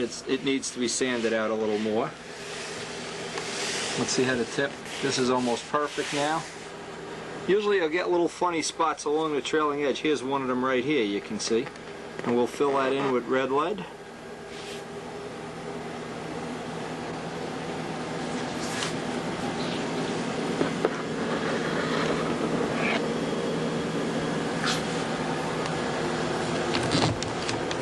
Obviously, the trick here is to be real fussy. Keep looking around, find the little spots, keep candling it, look for any little areas that you think aren't just right. Go back over them. Now, here's the punchline. You can go over this 100 times. You can take Put the silver on, take it off. Put it on, take it off. You could put 20 gallons of silver on here as long as you keep sanding it off. And each coat will get smoother and smoother and nicer and nicer. So this is the time you really... Now I don't want to be tempted this afternoon. I still have about an hour here in the shop. I don't want to be tempted to run off and start sanding this out and get the next coat on. I want to let it sit 2 or 3 days, come back to it, and sand it out again.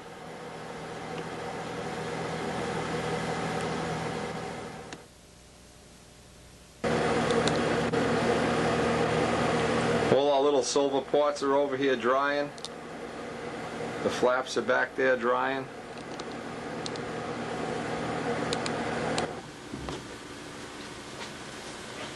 Now the silver has really had 3 full days to dry, and what I want to do now, and this is the next step in this kind of a program, I want to go over each part individually. I want to make sure I get out all little flaws in it. And this is a very time-consuming part of the job. I want to go over everything that looks like a flaw here. The wing actually doesn't look too bad. It's the flaps that look the worst. But I want to pick up on all the little flaws. And I'll try to show some of these with the macro lens. These are very minute. You probably wouldn't even see them. If you were going to paint the plane white, you probably right now could take the plane and just go paint it if it was going to be white, because you won't see any of these little defects. But you will see them if you paint it red, candy apple, black, dark blue, whatever. So what we want to do, I want to show some of these on a macro lens and then show how I'm going to repair them. Now you can see right along here. The best way to find these little defects, by the way, this is the whole purpose of the silver, is to rub your finger along it. Now see, you can see one right there. Okay? Anywhere you find one, and of course the fussier you are, the better off you'll be. If you just went and painted this, well, nobody's going to see that. Let's be realistic. But I see it. And if you build planes to please yourself, then you have to get out as many of these little things as you possibly can. I'm just looking around here if I can show some other ones. There's another little one up here that I don't like. There's like a little indentation in the grain. Usually you'll find them out at the tip because you're going into end grain. This one doesn't look too bad. And what I'm going to do is just carefully sand each one out. Here's a couple little defects in here I want to get out. I can see the seam between the wood.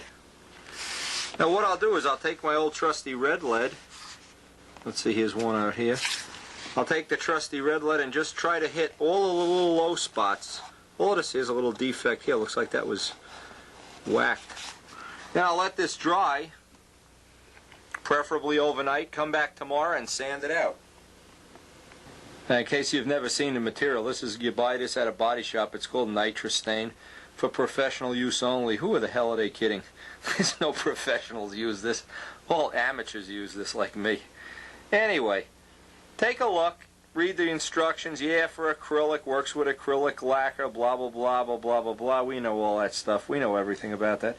But what we want to do is get a little trowel and start troweling this on. Now, a couple of things about using nitrous stain. Just a couple of the things about this product. You cannot make fillets with this. You cannot use this like glue. You cannot use this in any way where there's going to be a structure. This is a cosmetic material only. For all the little flaws that I just pointed out, and no matter how you build, there's several ways of getting these flaws out. Obviously you can just go back and keep sanding over and over and over and over. But what will happen if you do that too much, you're going to wind up, the wood will be too thin in spots. In fact, when I look at these flaps carefully, the wood is too thin already in some spots. I really sanded down too hard on it. The foam wing, almost every foam wing I've ever seen has these little defects, and you can work on them at your leisure. Now what I'm going to do for the next couple of days, I do my day's work, I get finished with the day's work, and then I look around and I say, oh, I have an hour to spend, 2 hours to spend, whatever. And I'll work on it for an hour, sand it, put the nitrous stain on, come back tomorrow, put another coat on. This is just like silver. You can put as much on as you want as long as you sand it off. You got to be real careful. This is heavy too. You don't want to go putting a half a tube. The amount that's taken out of this tube, it's taken me 5 years to take this much out of the tube, building 13 planes a year. So you don't want to go using it and putting it on like it's toothpaste and making fillets and stuff. This has no strength, but it does do a wonderful job to fill in some of the little mistakes, flaws, grain. I see a little problem on the outboard flap here. It looks like somebody scratched it or whatever. This will fix it. On all the repair videos, this is the material that we use. It works well. Get used to using it. It tells you can sand it in 15 minutes. It's much better if you let it dry overnight. You can't put it on thick. Don't trowel it on with a trowel. You got to put it on paper thin. If you need more coats, sand that down, put another coat. Sand it down, put another coat. Don't just blob it right on. Keep in mind, 5 years, this is how much I've used. This is the original tube I had when I was in the motorcycle business. And I've been back in this for 12 years. So, anyway, let's just take a look at some of the other little defects and how much of this material we can put on to kind of fix them.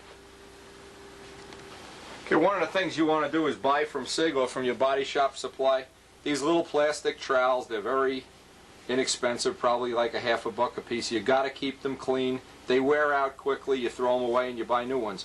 But now you want to look around for some of these little defects, and you want to take the smallest amount and put on the thinnest layer. And I'll show this on the macro lens. I just want to do one here so we can have one drying while we're working on the next one. The smallest, tiniest amount.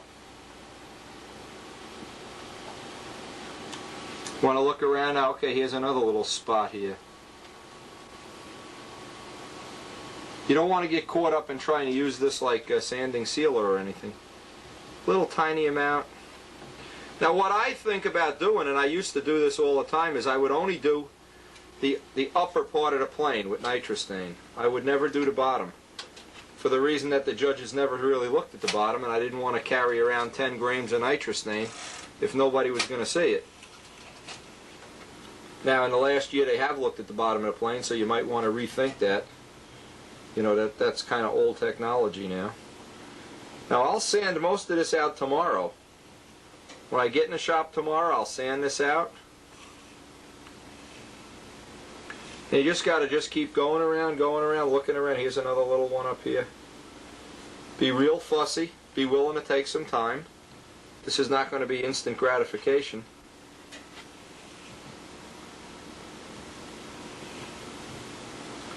Good building takes time. You can't rush it through. It's like one of my friends told me, good dental work takes time. When you go to a dentist, if you're in and out in 5 minutes, you know you didn't get your money's worth.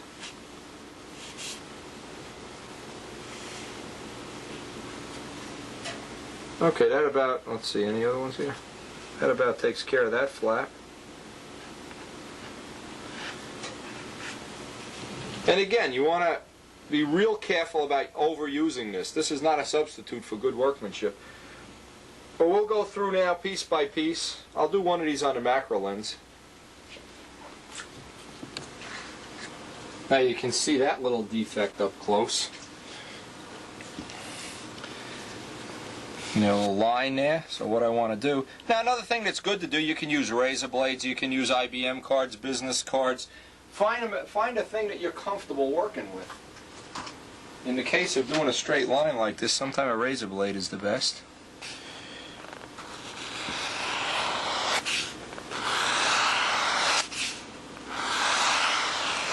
And as I said before, you can sand, in an emergency, you can sand this out 10 minutes later. If you let it dry overnight, you'll have a real good shot at having it look terrific. When you sand it out, now this one looks a lot better than the other one, except I see this line going up the whole flap, the joint line.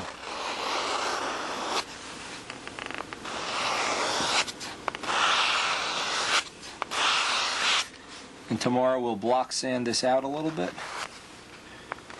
If you experiment with this material and use it from time to time, you'll find out it's real easy to pick up a little technique that's easy to show people, easy to use as a repair material. All right, here's now a typical one on a trailing edge of the wing.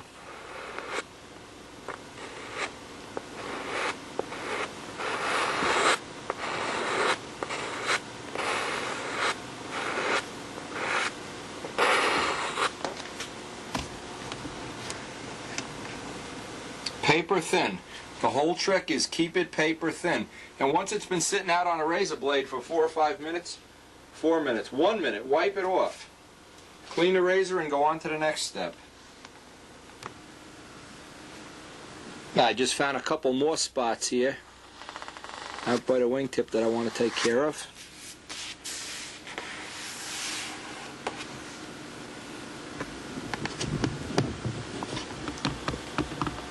Now on the bottom I had one section where the sheeting isn't laying down just right, so I'll let this sit overnight and then block sand that in. Also on the bottom here, one of the problems I had is I tried to put the minimum amount of filler on the bottom, and you can see, let's take a look on a macro lens. Let's see just how. There's just not enough filler on the bottom here where the joint, where the silk span ends and the double silk span starts. You can see there's little moon craters there and everything. So, but what I'm going to do after the fuselage is in place, then I'll build this area up as I spray and work in the little fillet area.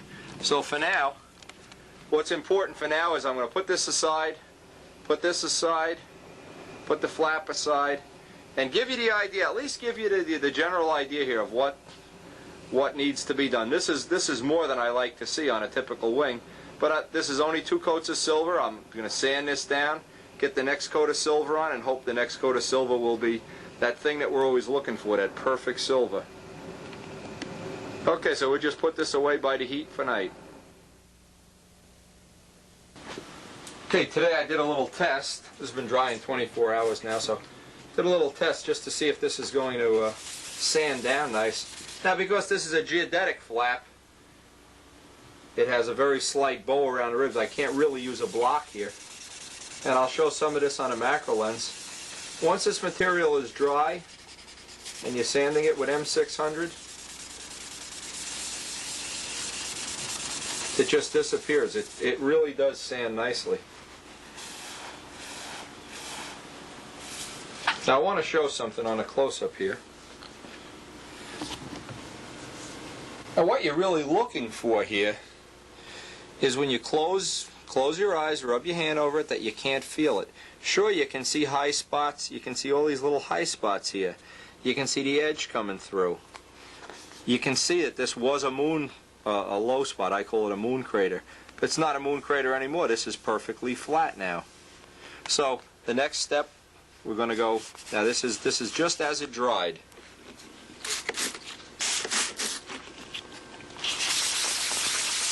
And then what I like to do, after I get all the high spots low, is just sand back down all the silver off, which doesn't really take that long because this is a thin coat, unlike the first coat. And this is just going to stay in the little grooves now, in the little high spots. Now as you see the high and low spots coming through, you know these are the tops of the mountains. So you know when you rub your finger on this, you know this is going to be relatively flat now. So we can just go right on. Actually, I'm going to just do the whole flap.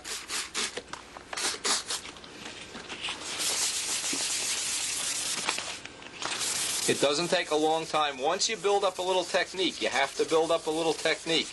You can't press the sandpaper very hard, like many little techniques. It just takes some time. Once you get the technique of sand and silver, you'll be able to produce concourse winners one right after another. It takes patience. The big #1 factor here is patience. You can't come into the shop at 8 o'clock in the morning and expect to be done in a half an hour. You got to be prepared to put some time in. Now I see the high spots coming through the silver, so I know I'm pretty well done with this little spot anyway. Get up in the corner there. You'll find out you always go through on edges, especially if you don't radius them after each time. And all we're looking for, the amount we want to leave on here, is very small. This little amount up here, which is in the low spot, this is all I really want to leave on. I don't want to leave gallons on. Now, one of the ways you can do this, and I've done it, it's not productive though, is weigh the parts on a grain scale and then weigh the parts when we're finished. Not really productive because you can always put a little more paint on or take a little off. And this wing is coming out within the weight parameters we set, so we're not too worried about it. But, alright, what I'm going to do, I'm going to go finish this flap, and You can see I still have some work to do up at this end. Work on this flap for a while and try to get a little shot of it when it's finished.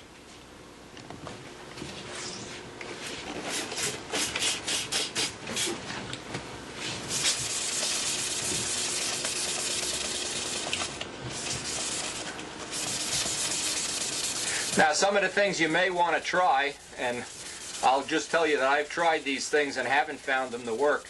I've tried using Windex instead of using, you know, M600. I haven't liked the way that works. It attacks the wood if you leave it on too long. I tried using Prepsol instead of M600. That's not quite as good. It evaporates at a much slower rate, so what happens is it does attack the wood even more than the M600. I've tried using soapy water. That works reasonably well in the clear coats, but not in the silver coats. Because even if you just go through on a little edge, like I can see I've gone through on a flap edge here, on a hinge line edge, the water will go down and swell the wood and you'll have nothing but a mess.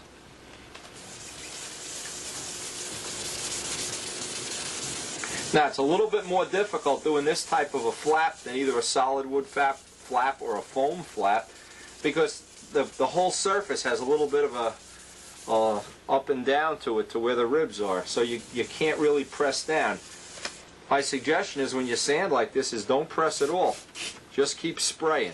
It's actually spraying the liquid, much like machine shop work, where it's the coolant that takes the little chips or the little grit away, and it makes the job go fast and easy, is just by constantly spraying it.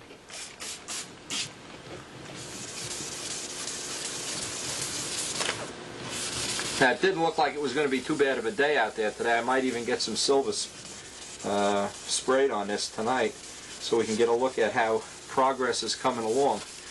This video is just going to finish up at whatever part of the finishing procedure we have in a wing, and we'll pick up the rest of this on some of the other videos when we actually assemble a plane. This is the fourth one in this foam wing series, which is the beginning of the 1993 shop series. Again, I just want to show roughly how much time it takes to do one flap surface, what the technique is. You need to practice a little bit. Not a bad idea to get out an old plane and practice on one of the bottom of the elevators or something until you get a nice feel for just how much sanding it takes to get the kind of a finish that you really want.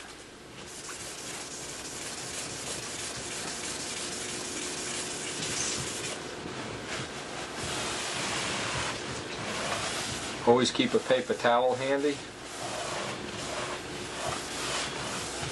Somewhere about this time in the finishing time of my year, my hands are really starting to turn into alligator skin.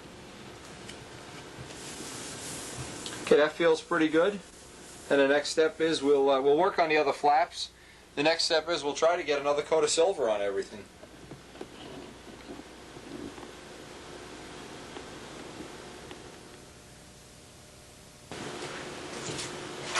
I got this flap sprayed out there, and it looks like most of what we wanted to repair is taken care of.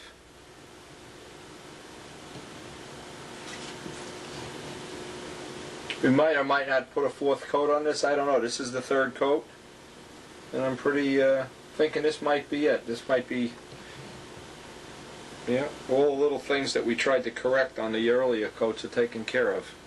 So hopefully we'll get busy doing the rest of this, and maybe we can finish this up today.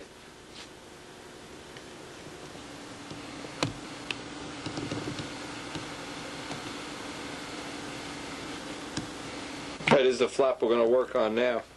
And I'm hoping we're going to get this, and this will be the last coat, but you never do know. And there's nothing to stop you from keep going back over and over until you get it exactly the way you want it.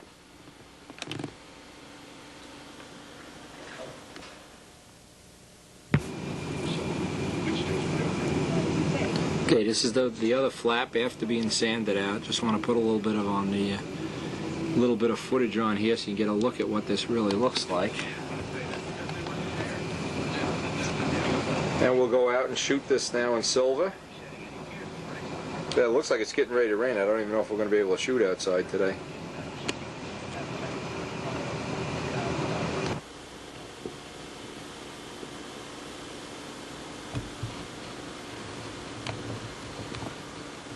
Okay, we got our flaps drying up. We're going to work on his wing for a little while now.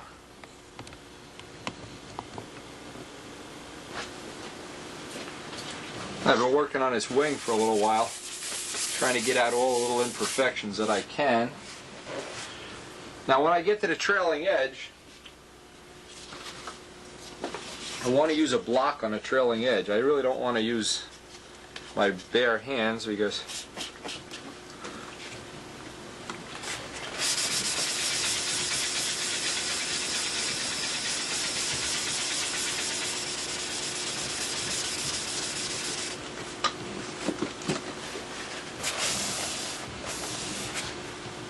take a look at how this looks.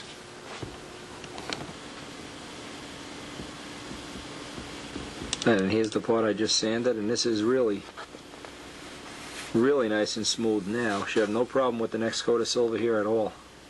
So we'll start working on some of these other areas. And again, when you get to these trailing edge spots, or any surface that you know is going to be dead flat, then it's to your advantage to use the sanding block.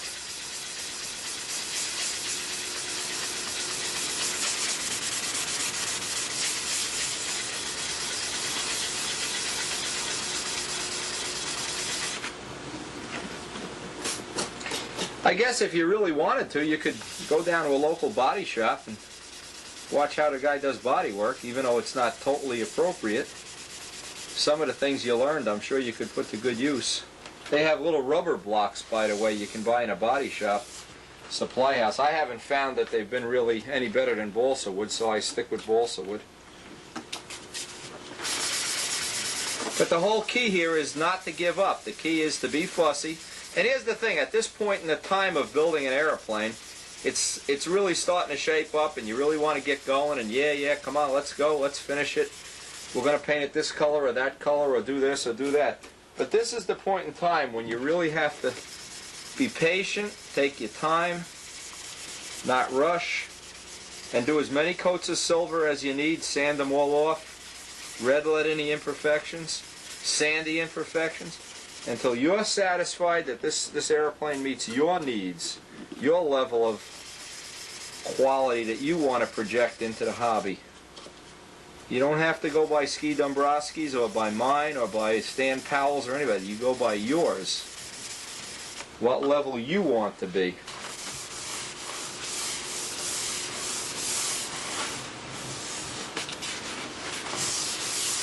Now obviously on this side, one thing nice is I'm just going to be able to touch up a few spots here. I'm not going to have to resand out the whole wing. And maybe I will show, I have the other airplane here.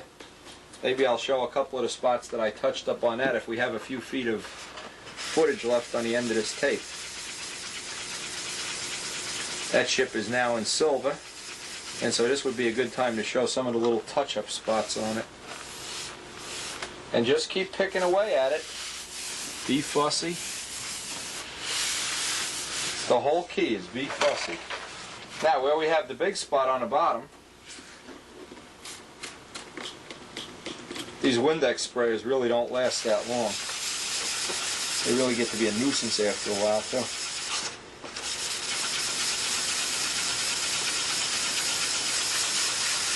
And what I may be able to do with this guy is hang him up by the wires and then just touch up the spots right here in the shop. Because it's raining pretty good out there now. I won't be able to do anything else outside today.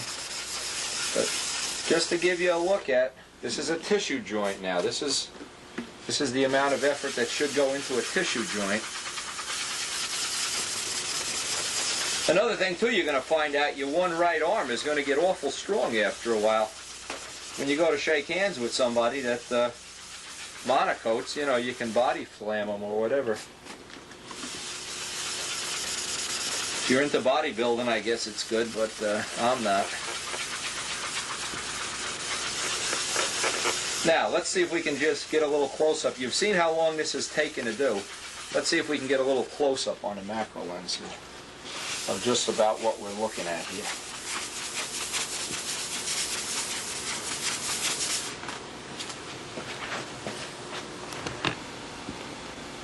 But here's the part we still have to sand. This is the part we just sanded. That's about what it should look like. Main thing is you should feel it. This is all done by feel. You can do this with the lights out. Feel. You'll feel a nice, this is feeling just like a fiberglass boat or whatever.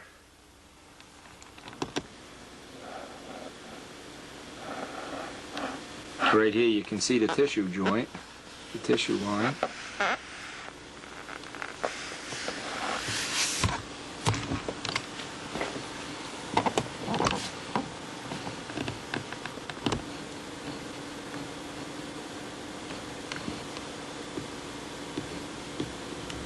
Alright, here's our wing back in silver.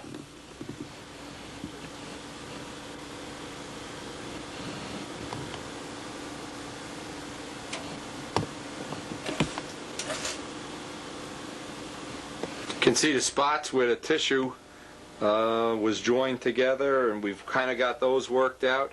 We got the spots around the gear doors block sanded. We have the trailing edge sanded nicely now. And this about finishes up this video. I'm going to work on this guy for a while. As you can see, some little spots up there that have to be worked on, touched up, whatever. But it's never too late. Right up until the point that you put the colored paint on a plane, it's never too late.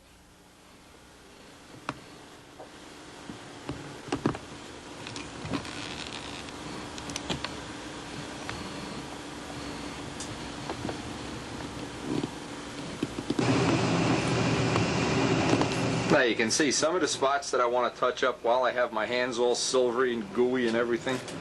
There's some spots up by the nose here, by the scoops I want to work on.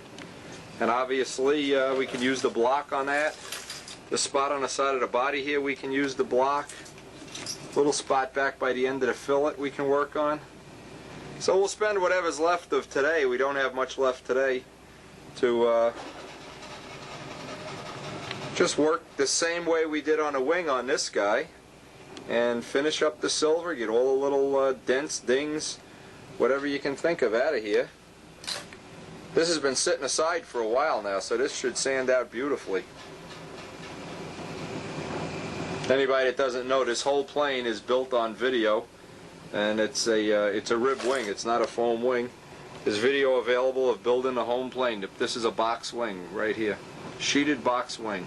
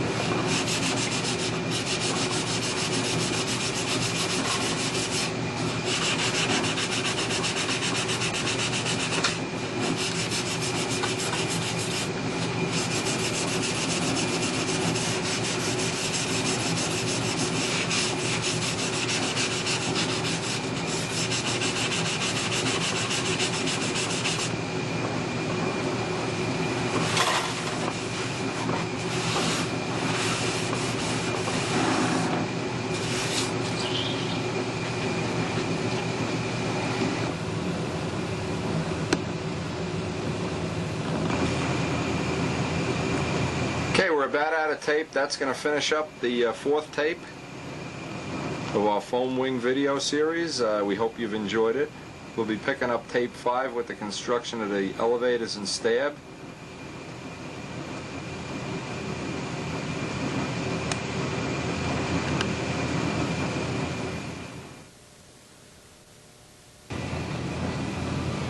And just one final note on this tape. We'll close it out with some pictures as usual. And we'll hopefully find some interesting things to round out your knowledge of the stunt event and the history of it and all the fun we've had doing this over the years. Working in the shop certainly is a thrill, and sharing it with you is even more of a thrill. So until tape 5, have a good one, baby.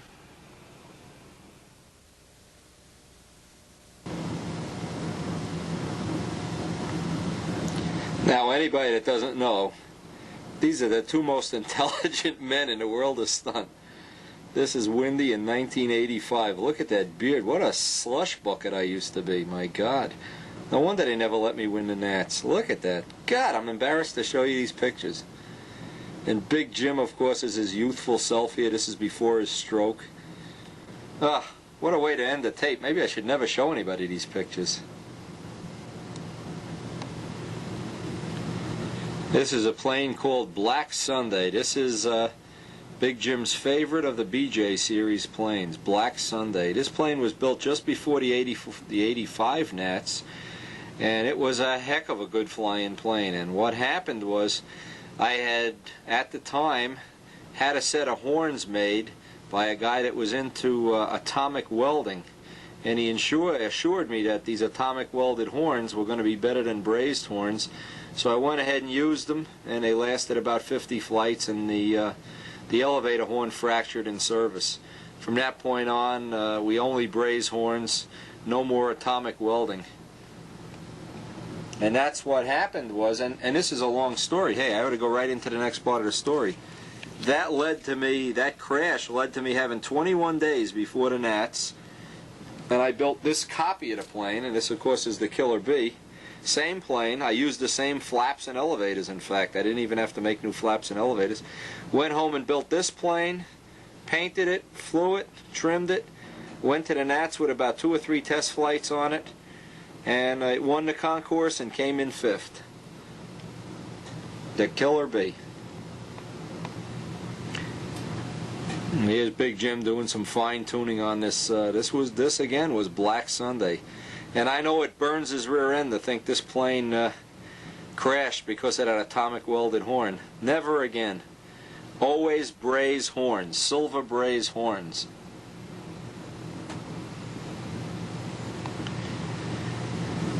And I guess this is a good time to mention, these are all foam wing planes, of course, and these were wings that Big Jim had cut himself. He did the polywog tails and he did the wings. These were a great flying series of planes, the 900, the 750 size, the 650 size, even the 35 size that Bob Barron flew and should have won the 84 Nats if the wind didn't blow. Just didn't. He had built it with a very flimsy construction and monocoat, didn't handle the wind well. These planes all weighed over 70 ounces. They were bulletproof, they were easy to fly, and we always got a lot of riffraff from the guys that judged, said they didn't like the high aspect look. Really hated to see this design not live up to its full potential, because I feel one of the reasons because the people that judged just couldn't look forward enough. It's a real shame.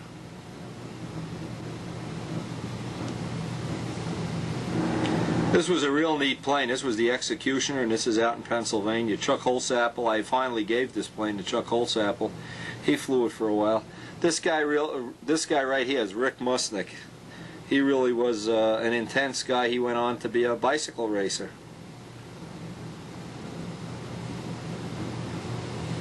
And this is what I always used to love about being pro stunt, is every year on my birthday, or when I came back from the Nats, my family would make me a pro stunt cake, and I'd try to eat the whole thing myself in one night.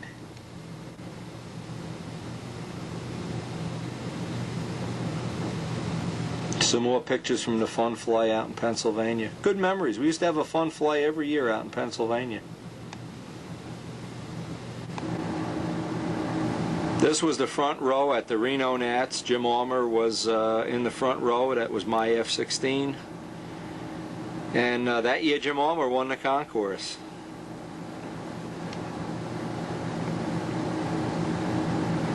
Yeah, just another picture of the F-16 from the Reno Nationals, 1984.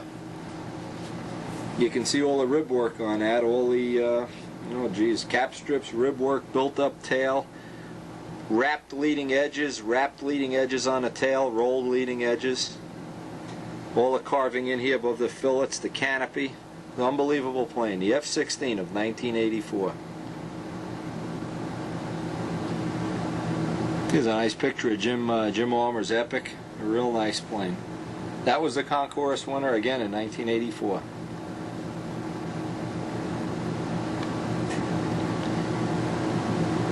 There's Ted Fancher's plane of that year, and Paul Walker unashamedly copied his paint job to good to good use. Never paid Ted the full commission either. Come on, Paul, send Ted the check. The check is in the mail.